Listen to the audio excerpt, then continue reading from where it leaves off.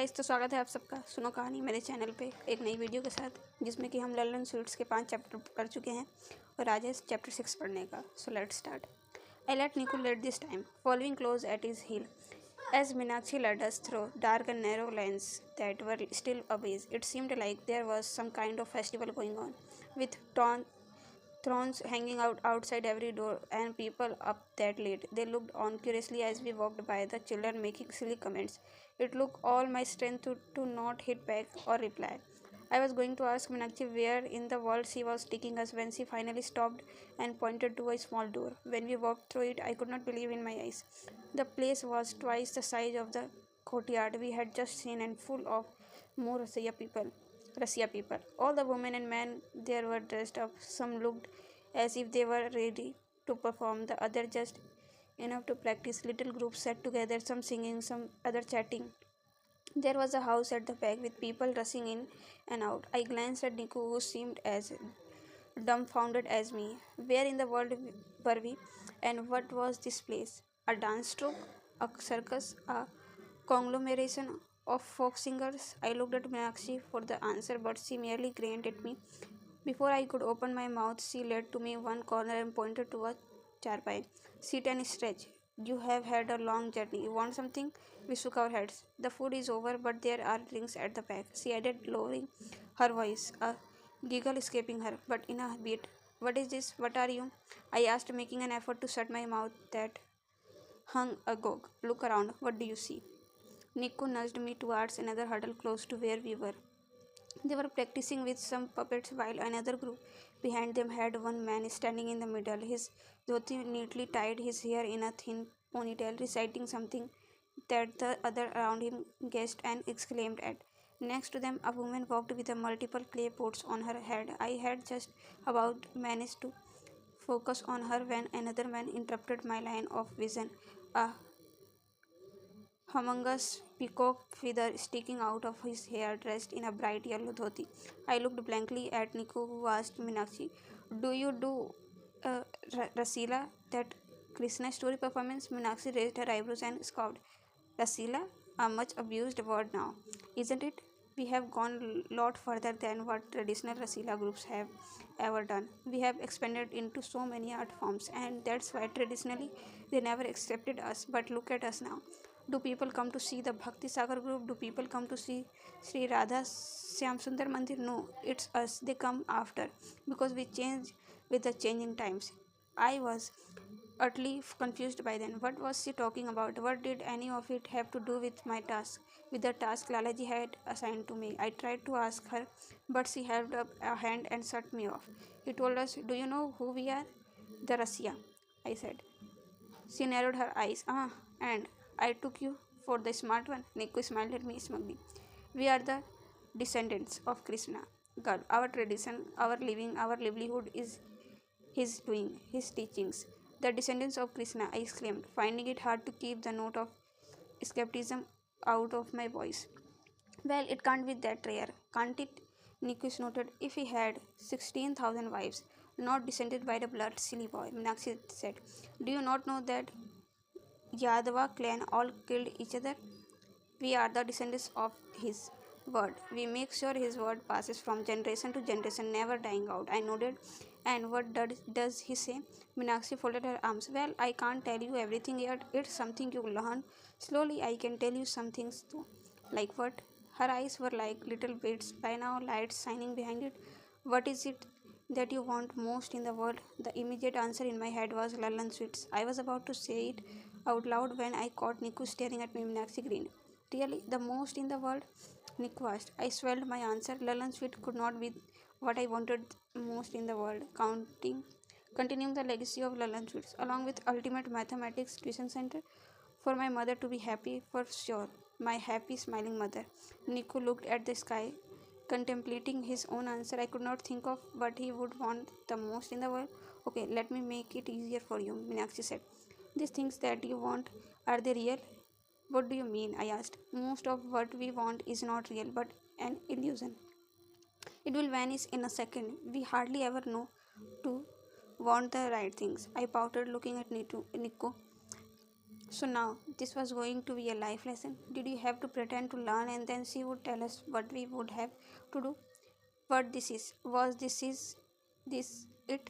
This quest a series of life lessons that the inheritor of Lallan's sweets must learn? Nico still looked sincere, so I tried not to troll my eyes. My things are real enough, I replied. I am not sure, Nico sucked. I gave him a curious look. You must know, Meenakshi said. You must know what you want the most in the world, and it must be real. This world is full of unreal things, of illusion, the main mean thing. But we grow up to believe that they mean everything. Right as children, Maya's jal, it vicious net, is set up, which tells you to do one thing after the other. Go to school, study for this test, give your board exams, then go to college, get a job, marry someone, take care of your stupid children. This jal teaches you to worry so much about everyday things. How must one go beyond it to want what must really be wanted?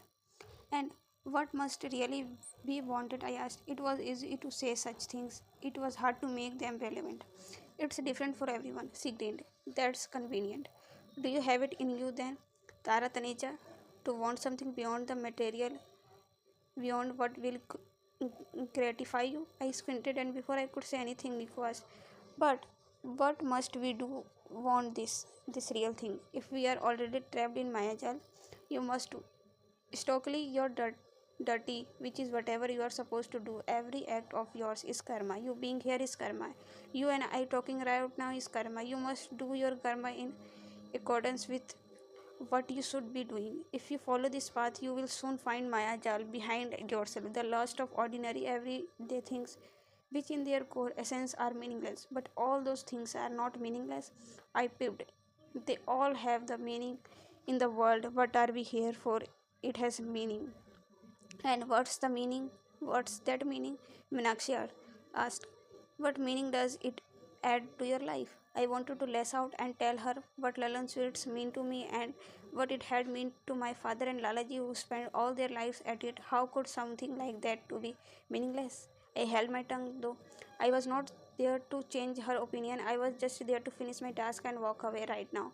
I am here to do my duty, I said. What I came here for? What is my task? What must I do? And did Rohit and Mohit already come to you?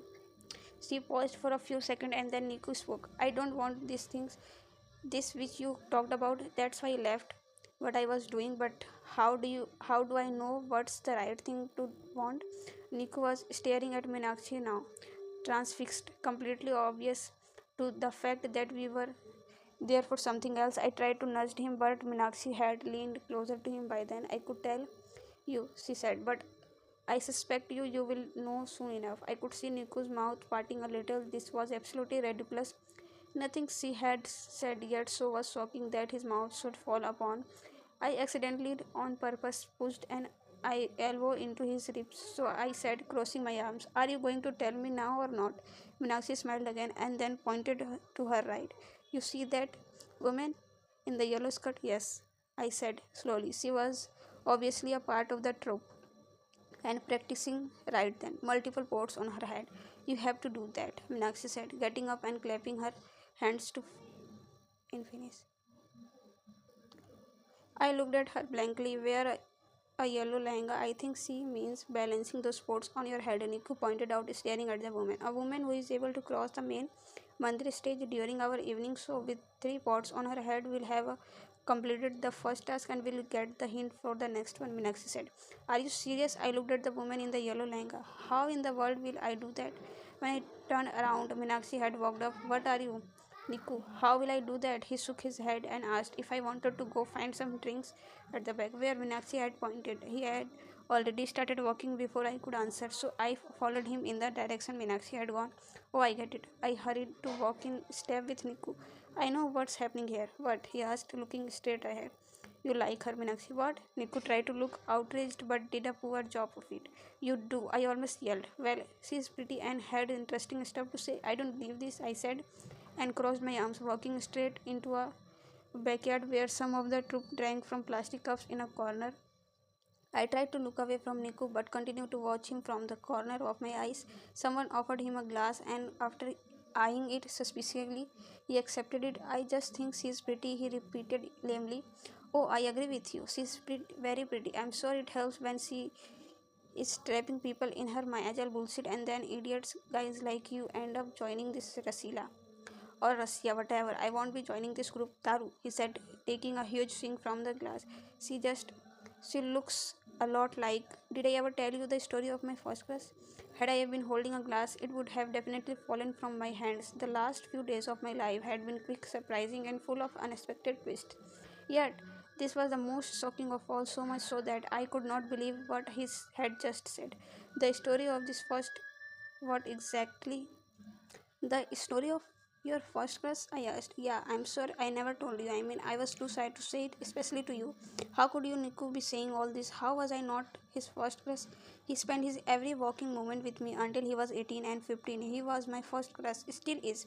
I realized with a pang the pleasant nostalgia expression on his face made me want to punch him. How could he say all this so calmly, as if one cue Minakshi arrived, her piles going chan chan. In case you were wondering about his sleeping arrangements, I have a place for you, she said.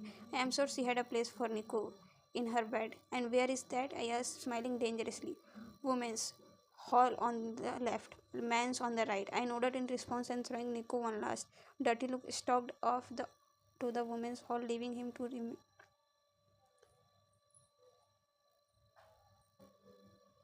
reminisce about how much Meenakshi reminded him of his first class. I sat on the courtyard steps in the light of the morning sun, watching the matkas in front of me. They were painted pink, white, and green, a scene over their curved walls bundled up. They sat atop each other, and I could not help but think how hard could it be. I clutched the turban in my hands and put it on my head. I had got it from one of the women. Perhaps I should practice with something smaller first. I kept the turban aside and picked a smaller kulhad, one of the smaller clay cups, placing it on my head. I felt stupid doing it, but then I looked around to gain some confidence who was not looking stupid there with the costumes and practices. The moment I took a step, the cooler began shaking, toppling off the side of my head, ready to crash had I not caught it. At least that was a win. I tried a few times again, finding it hard to balance the cooler on my head, continuing until one finally fell and broke. About time that happened. Niku said, appearing from the back. I made a face at him. He then came and sat next to me, making a whole show of observing me. With his arm crossed, I ignored him and went for a steel glass. I was not sure they would be very accommodating of us if I broke all their cool hearts. And then I remembered, Niku, the car. Is it still parked there? All my stuff is there. Of course, I already packed it safely once you went off to sleep, he said, his face lighting up in amusement. It's funny how you thought of it just now. I forgot. Had other things on my mind. Indeed, I did. Who could possibly be Niku's first crush besides me? Survi Didi, who used to cut our hair? The Coco girl who come one summer to train us? Some tourist that he saw in Victorian town? Listen, he said, coming closer and looking right at me. I leaned forward, wondering if he was going to tell me that he had meant me after all. I transferred our important stuff to the backpack, he said, pointing to what he was carrying on his shoulders. Money, license, our clothes. Remember that we always keep this with us. Okay, I nodded in disappointment and went back to the steel glass. Guess it didn't matter, and perhaps I would never know if he even had a crush on me or not. I tried a few times again with a steel glass, but it was not even worse than the cooler. Ultimately, we gave up and went looking for breakfast. Nico ordered 2 glasses of lassi along with aloo puri, and it helped cheer me up a little. I didn't know what was bothering me more, the fact that I could not carry 3 pots on my head and walk across the stage, or that I was not Niku's first class. When we had eaten, I asked him to wait while I went to the phone booth next to call my mother. Her voice sounded anxious and distant, but I assured her that we had reached safely. How will you balance the pots on your head? You should have learned yoga when I asked you, she said. Mama, what does that have anything to do with this? Anyway, did anyone ask for me, buddy? Buddy who? Sahil. No, I didn't. I don't think so. Okay, tell me something. Do you remember when we were young, when Niku and I used to play? Do you think that Niku liked me? What do you mean? I mean, do you think he had a crush on me when we were kids? I could almost hear her scratching her head. Of course he did. He was always running after you. A boy his age would only be friends with Carl if he had a big crush on her. That definitely made me feel a lot better, but there was a chance that she only said it because she knew I wanted to hear it. I hesitantly bid her goodbye and returned to our table. I am still in two minds about having another puri, he said. I put my head on the table without answering, resting my cheek on the back of my palm. All the noise seemed to be blurred out, and I shut my eyes, ashamed to be already feeling so dejected. This was just the start of this great adventure. What would Niku think of me? While I sat there romantic, my fate, Rohit and Mohit were probably on the next clue already. I saw Niku place his chin on the table, asking me if I was okay. I need a bath, I told him. The kurta was wet around my shoulders as my hair dripping water, but I already felt much better. We had asked the kind looking woman at the Alupuri restaurant if I could bath at her house. Apparently, the Russia group went to communal, communal bathing pools, which I told Nico I could not handle. I haven't had even slipped on a pair of earrings that the woman had. Instead, I take. She said that it went well with my peach kurta. You look like you are feeling better already, you pretty, Niku said, giving me a huge smile. He had been waiting outside. I smiled back at him, but only a small smile, for I could not forget that I was not his first crush. So engrossed was I in trying to ensure that I appeared cool, then bumped into a large, solid figuring right in front of me. I am sorry, I said, holding up my hands. The tall guy turned around and waved off my apology. When suddenly his expression changed and he looked at me up and down. Come on, I thought angrily. The kurta was not even that wet anymore. I looked at Niku, ready to take him by the hand and walk off. When I saw that he was equally mischieved by the stranger, Tara Taneja, the man yelled. I took a step back, wondering how he knew my name. I stared at him. It took me a few seconds to realize that I knew him, but now how? And then something clicked as soon as he said this. Vijay Mathur, you don't remember? I looked at Niku, who seemed to have recognized the man standing before me. I smiled, still unable to place him though. Our senior, Taru, do you not remember him? He said, and I looked at the man again, who then took a note of Niku's presence. His smile tightened. Niku Sabharwal, still together you two? I see. His face turned red. And then I remembered the boy with the tattoo face, the senior from our school with a big red face. What was the rhyme Niku had made for him? I could not stop myself from turning to Niku and mounting it. टमाटर जैसा लाल भेड़िए के बाल. I am not like that anymore, Vijay said, forcing a laugh and glaring at Niku. Oh, don't worry, he used to make up rhymes about everyone, I told Vijay. I mean, just a few days ago, I met him for the first time after years and he greeted me with Harutaneja Moti hai.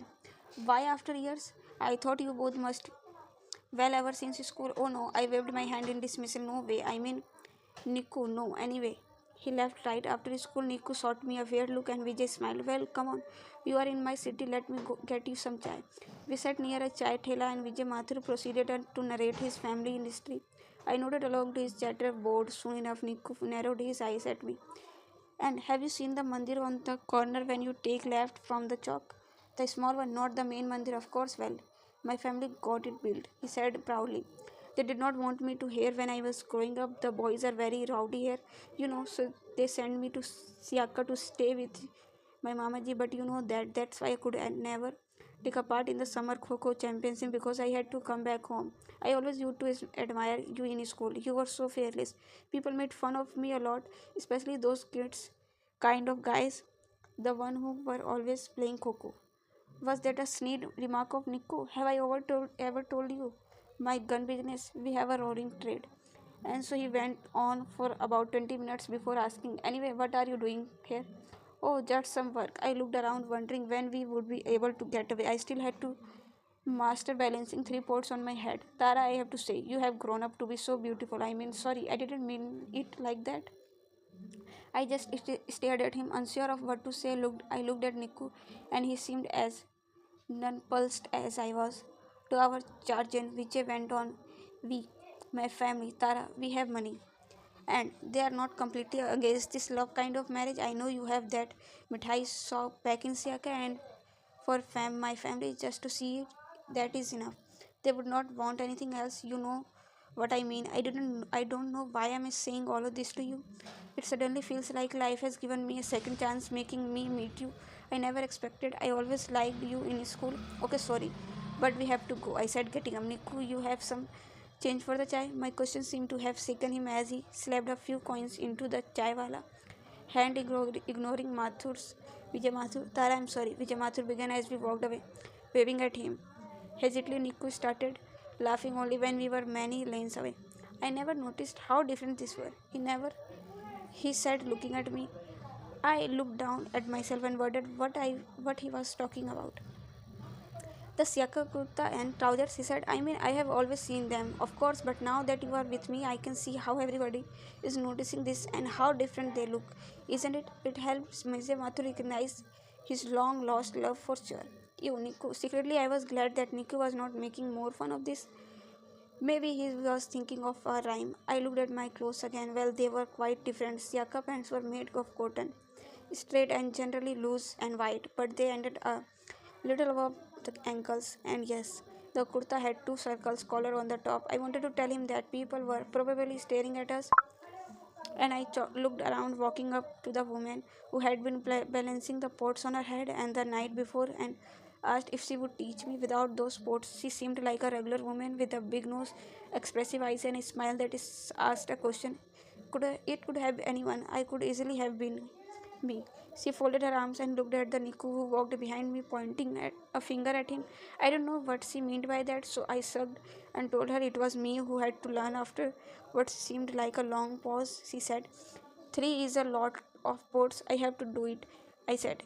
"What's in it for me?" I looked at Niku, who seemed to be expecting this answer. He drew a deep breath and asked, "Do you like Siaka kurta pants?" Siaka salwar kameez, Minakshi said. They were becoming the rage here, but were not available anywhere. The woman grinned. I had to start with something small and straighten my neck muscles first, she said. She then taught me several neck exercises which I practiced. You two stand too stiff, she almost yelled. Did they say you have to stand stiff? Is your future husband coming to look at you that you stand so awkward? Loosen your body. At first it bothered me that Nico was watching us, but soon I forgot about him. We did more. After some time she put the turban on my head, saying I must walk around with it in the evening only, this she said, holding up an accusing finger as if I had already broken a rule. By the evening, it must be part of your body. You cannot turn your head without thinking about it. You cannot move without the turban inside your head. It is as much of you as the mangled hair on your head. My hair is not mangled, I said, touching it consciously. I had just washed it. The turban on my head felt like it would slide down any second, and sure enough, it did. I gave her a reproachful look and apologized. Sorry, won't happen again. Every time I walked now, I was conscious of my movements, walking in a straight line, turning my entire neck instead of just my head. I thought Niku would laugh, but he seemed rather impressed and joined me for some time. We practiced walking across that stage many times, and I could do it without the turban falling. Well, you better keep it till the evening next. We tried this in the crowds. When people started arriving at the temple for the evening prayers, initially I got some stares, but most people probably thought I was one of the Rasias. Toes first, I muttered to myself, remembering what I had been taught. The heel will make you confident, make you arrogant. You start to think you have the whole world and you start to take the earth for granted. The toe is always teaches you your place in the world, to live quietly with nature, make your steps light and graceful. Later that evening, my teacher told me that I had been stupid to practice with any empty cooler. You have to fill it up, she said. Niku, meanwhile, had disappeared from my evening session. I had to I had a sneaking suspicion that he was watching Minakshi's practice. You have to fill it up to balance it, put this, send it in. Go on, more than just a quarter of the way. Yes, that's right. She was right. Though the pot was now heavier on my head, it was sturdier. A couple of hours later, I could easily walk the length of the courtyard with the on my head. I grinned at her, excited and happy. My siaka pants and kurta, she said, eyeing my clothes. I went, yes, I will give them to you. I said, my business instincts kicking in, but I have to balance three pots first. After that, I know that's the toughest part. Now you think you can do it, and that's the problem. Go to bed. Tomorrow at 7 p.m. we start again. I looked around for Nico again, but figured he must have already slept off in the men's hall. I went to my own mattress and crashed. Rummaging through my leg, I counted my clothes, wondering how many she would want. Nico had easily offered her my clothes without thinking how many I actually had. I had 6 pairs and decided that I could afford to lose a maximum of two. She should be happy with that. I then decided to wear the same pair as last night's, so she would think I had a few. Anyways, I when I went out, Niku was already waiting in the courtyard, looking groggy and rubbing his eyes. Morning, I said to him, raising my eyebrows. You seem tired. Oh yeah, he said, sniffing a yawn. Didn't sleep enough? That well. How is going? I was thinking we could save some fuel and you could carry our luggage back up to Siaka on your head. Now that you have so much practice, haha. He laughed too, getting up to follow me. So what about breakfast? I'll practice for a bit first. My teacher too had appeared by then. I realized that I still didn't know her name. She raised a hand. Go run for an hour. You will need it during the day.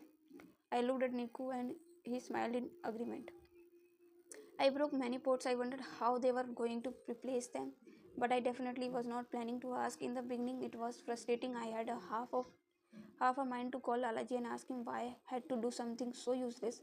What else ate me up? Why was I had not seen Rohit and Mohit banging their heads against the sports? But once I began enjoying it, I forgot about concerns.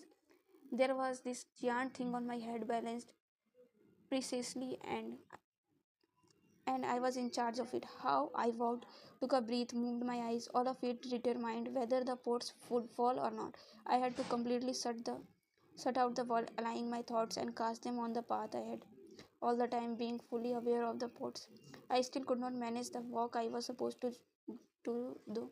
The main mandir stage was already almost 30 meters long. I could not even walk 10 meters, yet no matter how many times I tried, I was beginning to think that it was impossible. It probably needed months of practices, which was why only special people like the Rasias could do it. You just need to think they are on your head, Niku said. Why don't you try? I shook back at him as we headed towards the chalk for dinner. Sorry, but the rose clearly said, a woman who is able to cross the main mandir stage with 3 pots on her head, he said as we reached the chalk. Looking around, he asked, what do you want to eat? I looked around the street. The usual bustle was on, and I could see the bhaiya who had sold us chaat the other day. Let's have some dal and paneer. What else? I turned to Nico, but he had stopped dead in his track, his face frozen. I looked down, had a scooter run over his feet. What happened? I asked, shaking him. Taru, a woman. The ruler says a woman who is able to cross the main mandir stage. Yeah, so I know that. It says a woman, but nothing about a man. What do you mean? The rule was very specific in saying a woman, but what if a man crossed with force? They will have to give us the next clue. At first it seemed stupid. Would not that be the dumbest solution if a man could easily cross it? But the more I thought of it, the like liar it seemed. There was no reason Lalaji would make me to do something as stupid as this. And maybe this was just for gags. The main trick was to use your wit and solve the task. To do it without doing it. Could this be it then? I can just walk across the stage and the task would be over, he said. Should we go and see if we can? I looked at him past the people trying to push us aside, past the chai stall and the peacock's feather costumes, past the rickshaws paving their own paths. We hurried back and Niku spotted Meenakshi. We both went to her up to her. We found a loophole. I said breathlessly, it says a woman. A woman must carry the 3 pots on her head. He is not a woman. And thank God for that, she giggled. I held back at my retort. Instead I asked, so can he do it? Can he do can he do that walk and we get the next hint? She shrugged. You should have figured this out sooner. Indeed you can. I looked at Niku, thrilled to bite, so he too smiled broadly. We could be out of there by evening. Niku went to the stage ready for his walk, but the woman who taught me found me first, demanding her siaka pants and kurta. I told her I would still give her what I promised, but she asked me why I would not do the walk with the pots. I don't need to, I said, but now you can. I know it. I have seen you. Why don't you do it anyway? She was right. I should to do it anyway. Why shouldn't I? But I still cannot do 3 pots. I told her they keep falling. Take his name, she said with a wink, and they won't. I knew she meant Krishna. She desperately, despite my misgivings and the ridiculousness of it all, I did. And I managed it. I balanced the pots in the evening when the stage was set up and looked ahead at its daunting length.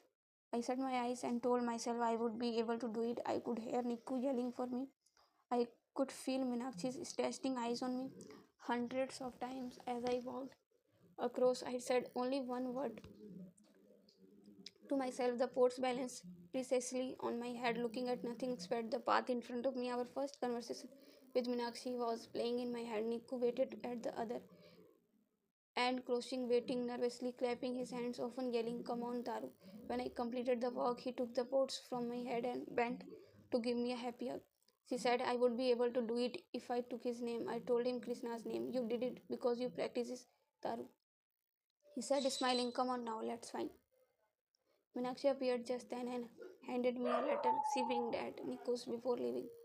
"Come on, let's get our stuff and get to the car," he said. I handed a couple of my pens to the woman who taught me and also gave her a tight hug. We walked through the chalk and had barely reached the Fiat when we heard him again. "Taru Taneja," his voice moved. Niku and I turned around with dread. Vijay Mathur stood behind us, but this time with five of his friends. It was dark and I was suddenly scared. I should have treated him with more considerance instead of walking away, humiliating him. What if he got mad? What did he want now? Hey, I said nervously. I believe I deserve the chance to say everything, including what all I can offer you. You should definitely give me a chance. He continued while his other friends stood there with their arms crossed. "No, it's fine actually. You see, Niku here is my boyfriend," I said to him, and Niku nodded rather unconvincingly. I could not help but notice, well, all the better. Vijay Mathur sneered. "Let's have a competition and see who is more deserving." This had to be a joke. All my life I had waited for Niku to say he loved me, and now Vijay Mathur, who I had not seen in years, expected Niku to fight for me. Vijay Mathur stepped forward, rolling up his shirt. "Come on then. What did you call me?" "टमाटर जैसा लाल भेड़िए के बाल." "He just kisses, does a kiss." "What was it?" He just wants a kiss." "But is a tai fish," Niku said unhelpfully. Vijay Mathur went red again. "Taru, get in the car," Niku said. Did Niku actually want to fight Vijay Mathur? He was at twice his age and had friends to boot. I tried not to let the ludicrousness of the suggestion show on my face.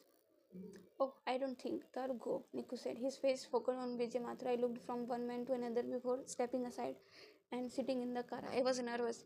If I got too scary, would they even listen to me? Niku positioned himself, looking ready to fight. Vijay got ready to, pulling his fists up. They faced each other tensely for a few moments, and then Niku made the first move. But instead of charging at Vijay, he ran straight towards the car. "Go, go, go," he yelled. I locked the doors as Niku started the car and sped off, leaving Vijay Mathur and friends running after us. So guys, यहाँ पे हमारा ये वाला chapter ख़त्म होता है. मिलते हैं नेक्स्ट वीडियो में. Thanks for watching and don't forget to like share and subscribe my channel. Good bye.